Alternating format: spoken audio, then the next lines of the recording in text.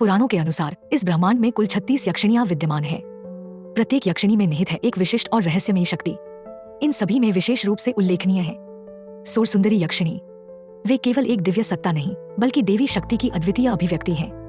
तंत्रशास्त्र में उनका वर्णन किया गया है परम सौंदर्य की मूर्ति के रूप में। मगर यह सौंदर्य केवल रूप और आकर्षण तक सीमित नहीं, यह एक आध्यात्मिक सौंदर्य है जिसमें समाहित है ईश्वरीय वैभव, शक्ति और अनंत रहस्य। सुरसुंदरी केवल सौंदर्य की स्वामिनी नहीं है बल्कि वे प्रदान करती हैं समृद्धि, सम्मान, उत्तम स्वास्थ्य और मानसिक स्थिरता। उनकी पूजा 3 स्वरूपों में की जा सकती है। माता के रूप में जो करुणा और आश्रय का प्रतीक है, बहन या मार्गदर्शक के रूप में जो साधक को अंधकार से प्रकाश की ओर ले जाती है, मित्र सहचरी के रूप में जो आत्मा के सबसे गहरे स्तर तक पहुंचकर साधक की हर भावनात्मक बात समझ पाती है। तंत्र के अनुभवी साधक कहते हैं मित्र रूप में की गई आराधना ही सबसे शक्तिशाली होती है। इस रूप में वे दैनिक जीवन की साथी नहीं बल्कि आत्मा की साधना में सहचरी बन जाती हैं। वो साधक को उसकी अंतर्यात्रा में मार्गदर्शन देती हैं और उसे उसके भीतर छिपी शक्ति से जोड़ती हैं।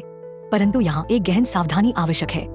उन्हें कभी भी पत्नी या भोग्या रूप में पाने की इच्छा नहीं करनी चाहिए, क्योंकि ऐसी इच्छा उत्पन्न करती है वासना और भोग की लालसा। और यह लालसा जब किसी ईश्वरीय शक्ति के सामने लाई जाती है तो उसका परिणाम होता है विनाश।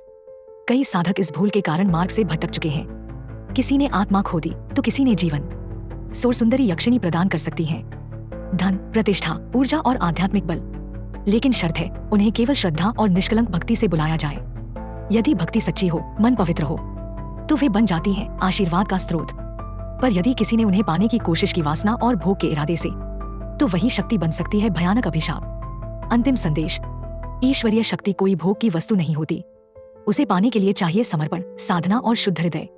जो भक्ति से बुलाता है, सुरसुंदरी उसके जीवन को प्रकाशित करती हैं, और जो लालसा से पास आता है, वही शक्ति उसके सर्वनाश का कारण बनती है।